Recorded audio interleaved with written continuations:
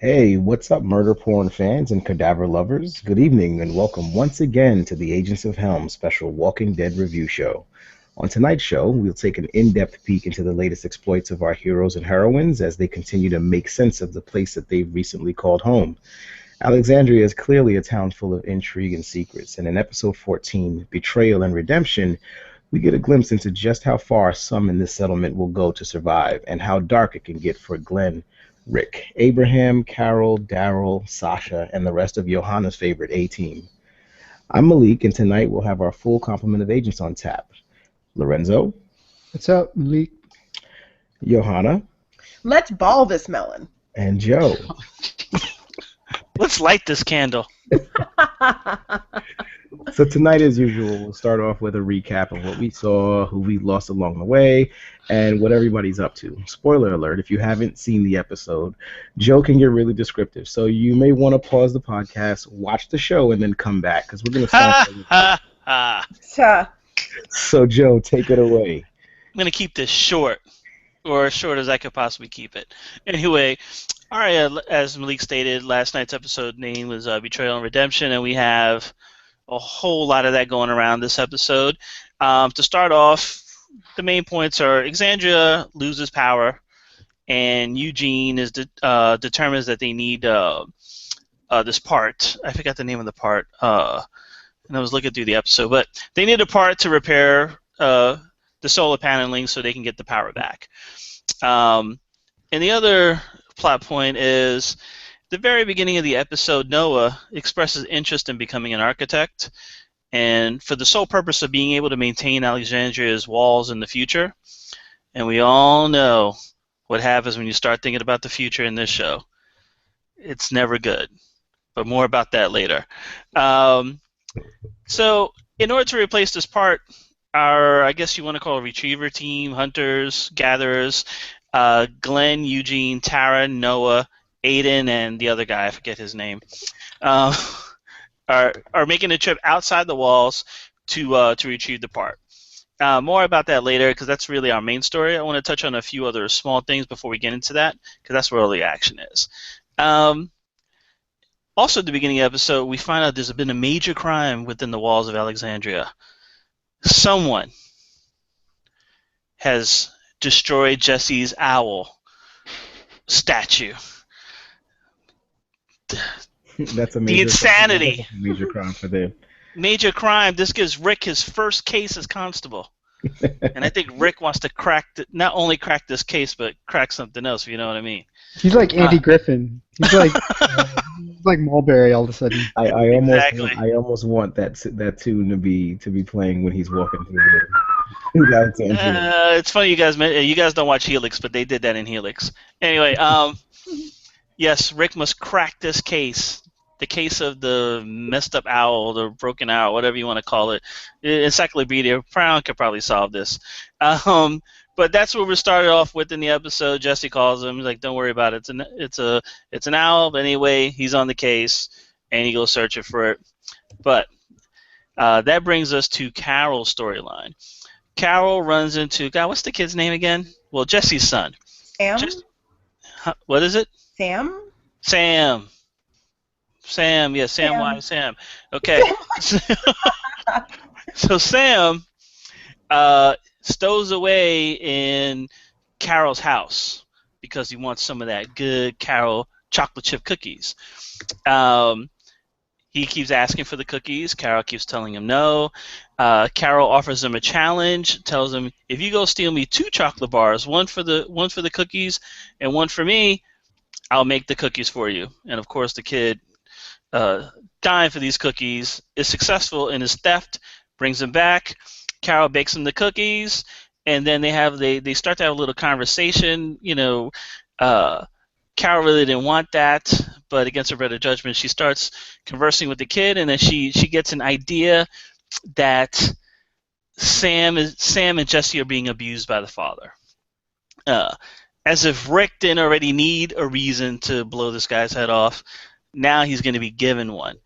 And she also finds out that he is the one that wrecked the owl.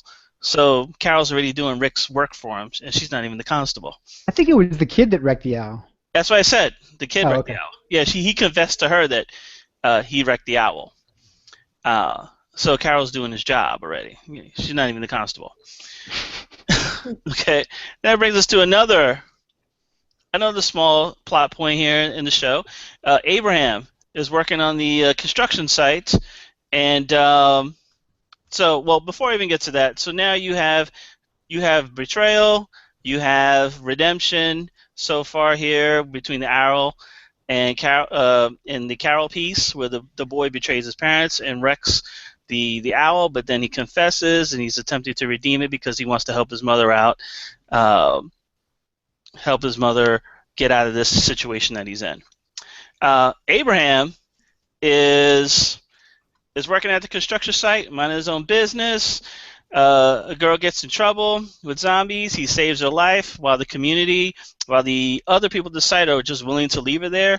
He risks his life to save her, and now he's the leader of the construction site. Basically, he kills a ton of zombies, takes over, and now he's the leader. And then last point here, Gabriel. He pretty much betrays the team. Tells Deanna that they're no good. That he's grateful that they got him there, but they're just gonna wreck Alexandria. She listens to him, but she kind of like half-heartedly is like, all right, I'll look into this, whatever. But while all this is happening, Maggie's listening, and who knows what she's gonna do? She's gonna tell the team or not? I'm sure she will. But I love how his basically explanation to her is like, I'm cool, but them dudes, yeah, you I'm might a want to watch priest. out for them dudes. I got the power of the Lord. Those guys are just crazy. Something wrong with them. I have huge problems with him doing this, obviously, because if it wasn't for them, he wouldn't even be there. And they found him on a rock trying to fight us, screaming like a little girl to save him. He prayed for something and he got them, so he should be happy. But anyway, this brings us to the main point, the warehouse where these guys are, Glenn, Eugene, Tara, Noah, Aiden, and the other guy are trying to retrieve this unit, this piece for the solar panels, the solar power. So this place is like crawling with zombies. You get the feeling when you see it that someone's going to die, right? So you just go in there with that mindset. I mean, this is just the situation here is just extremely dire. There's no way everybody's coming out. So in the heat of battle with these zombies, there's a blast. Aiden gets injured. They think he's dead. Tara gets knocked in the head. She's unconscious. Eugene, who's usually the coward, is stepping up. He wants to protect Tara.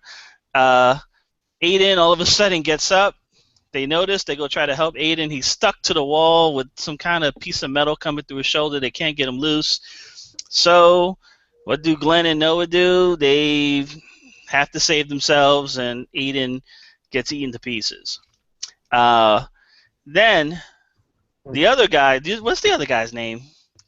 Anybody know off the top of their head? I can't remember it. Andrew? Curly head punk. Curly head punk. We'll go with that. The curly head punk. I like that. The curly head punk is dying to get out of there. He wants to save his own skin, his own ass, and he takes off through the front entrance, which Glenn already told him in the beginning. You can't go out through the front. It's crawling with zombies. He goes out the front, and until he runs back in, and here we have a dilemma. They're revolving doors. It's a revolving door. So Noah and Glenn are stuck on one side. Curly head punk is stuck on the other side. Curly head punk has ammo, no gun. Glenn and Noah have guns, no ammo. So what did I tell you about the future? If you think about it, you're doomed. Noah ends up getting killed in probably the most gruesome way that any character has been killed on this show. They really detail it with his teeth getting crushed, his face getting peeled back. I mean, and that last look of horror when he's pressed up against the glass and he's like looking at Glenn, it was bizarre. I mean, Glenn looked like he was gonna break down right there. And this all happened because the curly hair punk didn't want to work with Glenn to try to break the glass. He wanted to try to squeeze out, and this causes the imbalance, the shift in power where the door just rotates now and the zombies come in.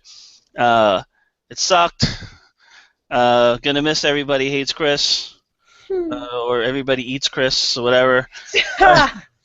But yeah, Eugene, he tried to he helped out a lot this time. He got Tara out the warehouse, gets into the car, he's blasting his he's blasting his club music in the car to lure the zombies away. Gives it Glenn enough time to get out and knock out the curly haired punk dude who caused Everybody Hates Chris's death. And that's basically where we leave off this episode. The news has yet to be delivered to Diana that her son has been killed. And we also learn in the warehouse that Aiden and the curly haired punk have betrayed their previous group by leaving them behind. That's why they're the only two survivors left out of the previous group that used to go out and gather things. So And it's not just that they left them behind, but that they panicked. They panicked and left them fucked up, behind. and they left, and they caused them to die, and then Right. they left them behind. So that truth is probably never going to get back to Diana. It'll be groomed. it won't be the total truth, but yeah, a lot happened this episode. Sad to lose what's his name, Tyler William. What's his name again? What's the- Tyler James Williams. Tyler James Williams, Yeah. aka Everybody Hates Chris.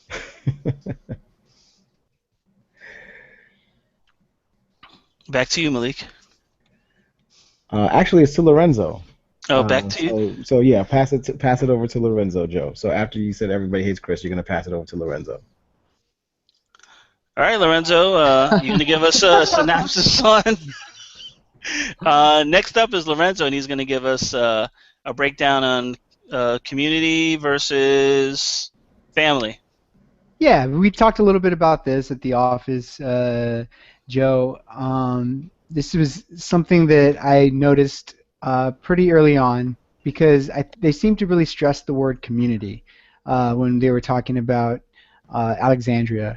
That's what they called it more than anything else, right? Community, the community, the community.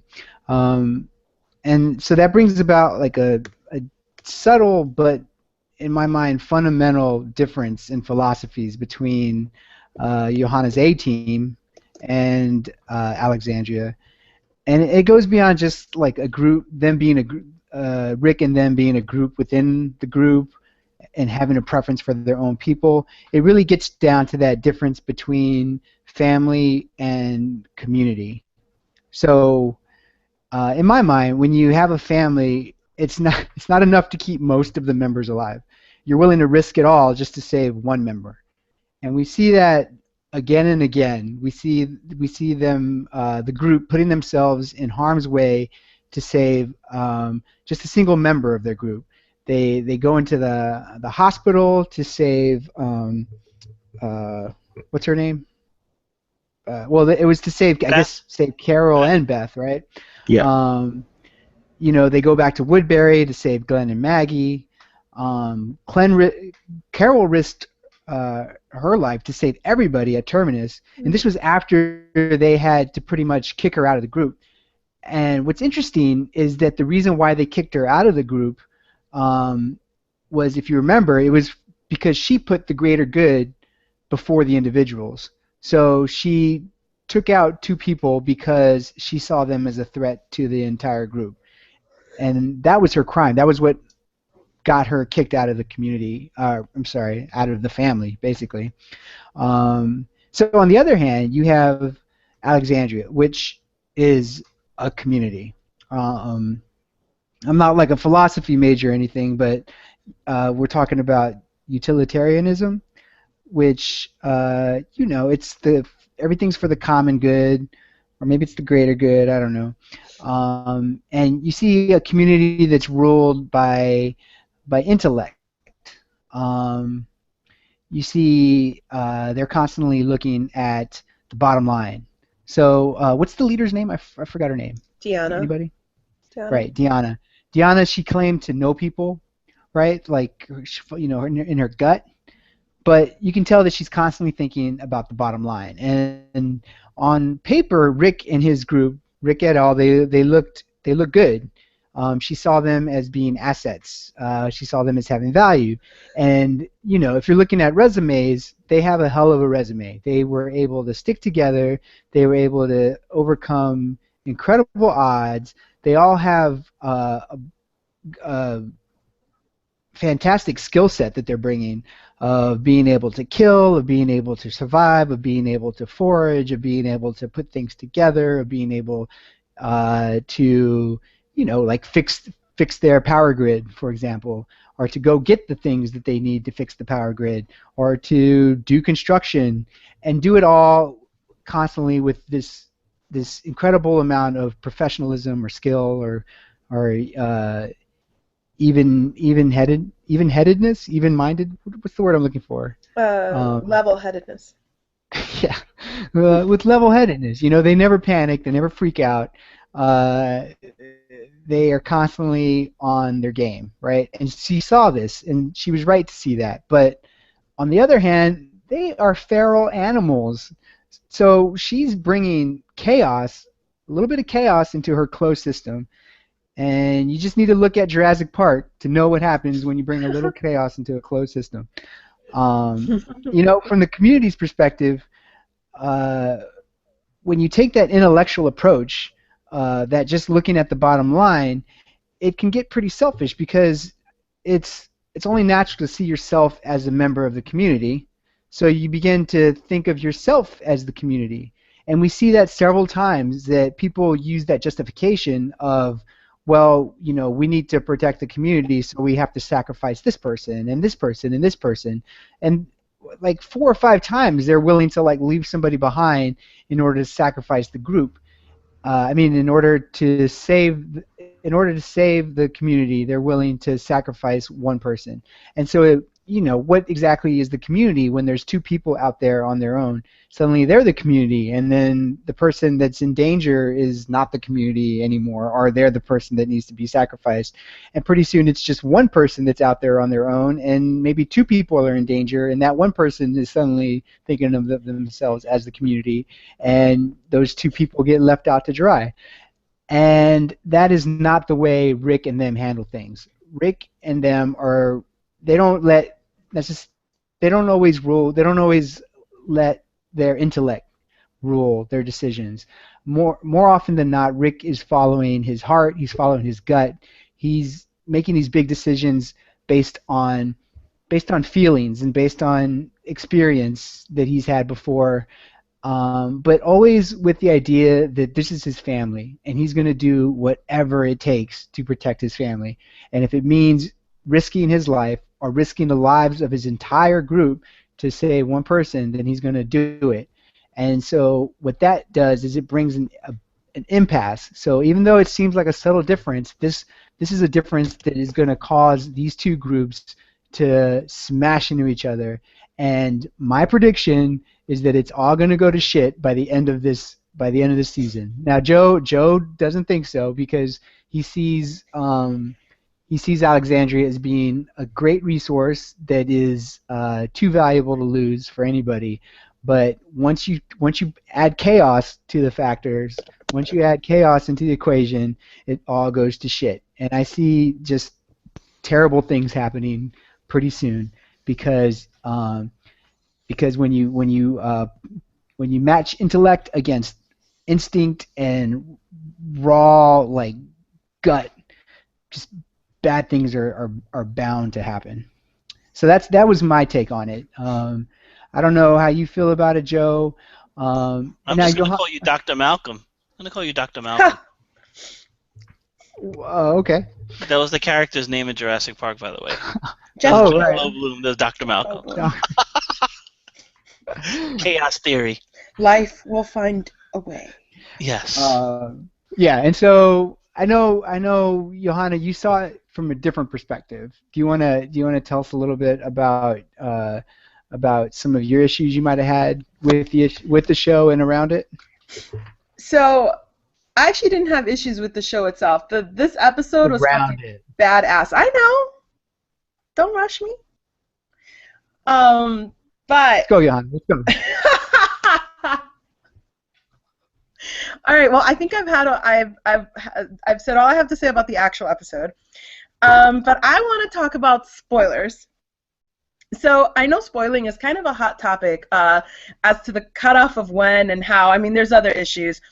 Some people say that after the West Coast broadcast, which means 3 hours, so I guess would be like 1 o'clock in the morning or something for us. And then others say 24 hours. Don't fucking talk about it until other people can catch up. And everyone has their own differing opinions. In terms of like Sunday night, my social media buddies are usually really good about keeping their statuses as vague as possible and discussing spoilers in the comment section. Usually good. What do I happen to come across last night while I was trolling the sales listings of my favorite independent small batch perfume oil company looking for something new to buy, when I see a gigantic, not even a small picture of Jaleel White, Noah Chris, up against the glass door, getting familiar with some zombies, with the clever caption of, "Everybody ate Chris," during the Eastern broadcast. During the Eastern broadcast. Everybody ate Chris? Everybody ate you because you're a dick.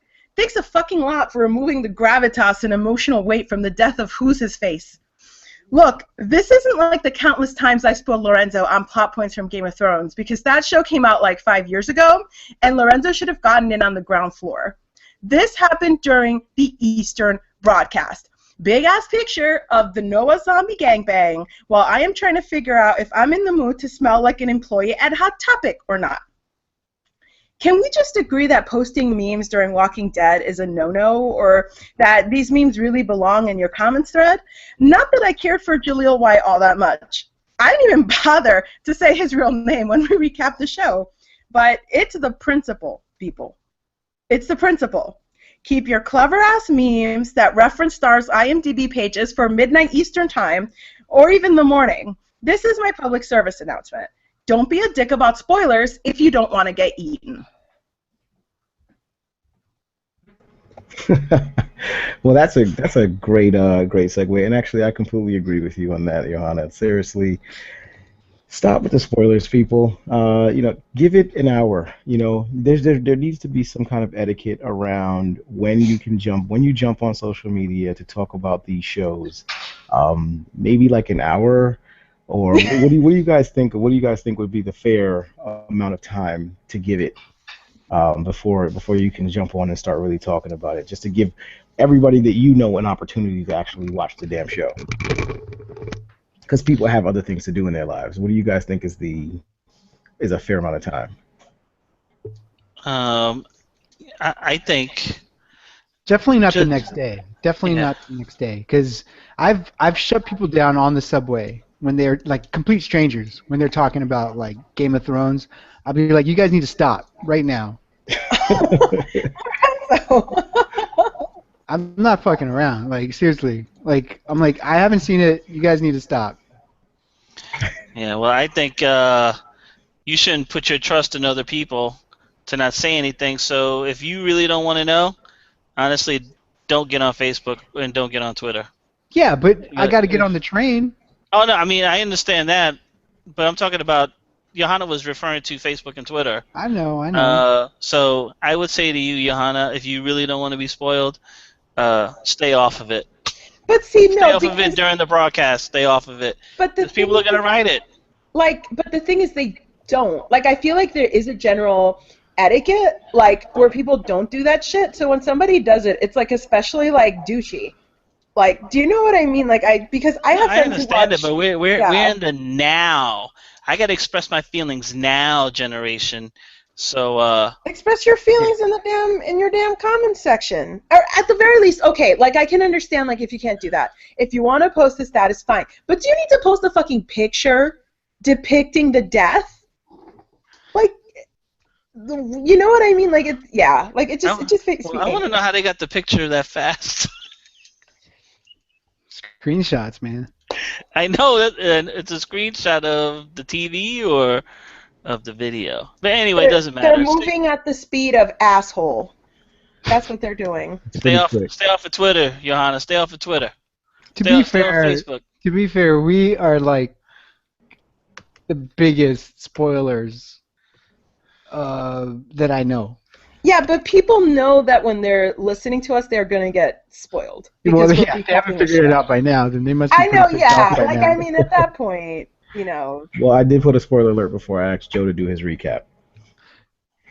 Yeah, So, because I bet you there's at least one person out of the 3 people who are listening that said they heard the they heard the show, they heard what you said, and they heard Joe completely spoil it, and then they heard Johanna's rant, and they're like relating to what you said about our show. Well, if you're downloading a recap show, you got to know there's going to be a recap, which will contain spoilers.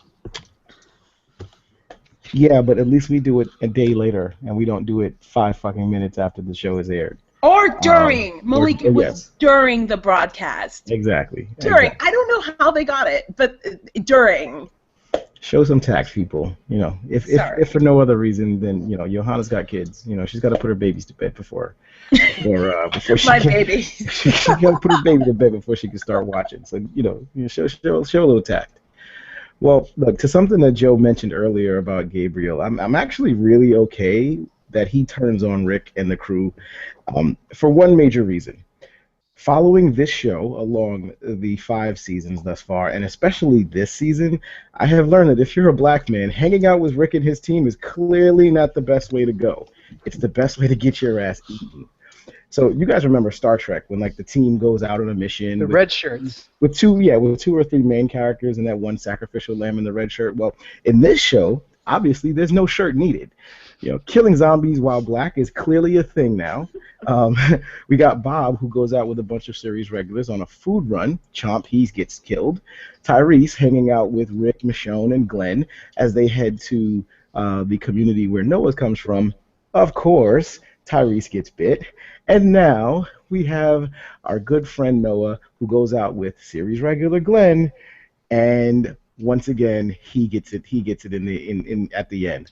Look, if you're a black guy, bottom line is, if I was with this group, I'd get to Alexandria and I'd leave these fuckers behind, because the fact that I made it to Alexandria is more than enough for me to be like, you know what, deuces, get the hell out of my face, because black people just do not last on this show. Joe's keeps mentioning about some random, you know, mystified black guy that kind of just lives in Alexandria. Well, we haven't seen that guy yet. And apparently he's coming. He's coming. He's just gonna come out of the woods. Exactly. He's clearly going to become an important member of the show because we just killed off another black guy. Look, we've had 5 deaths of main characters on this show thus far, and of those 5 deaths, 3 of them have been black and black males.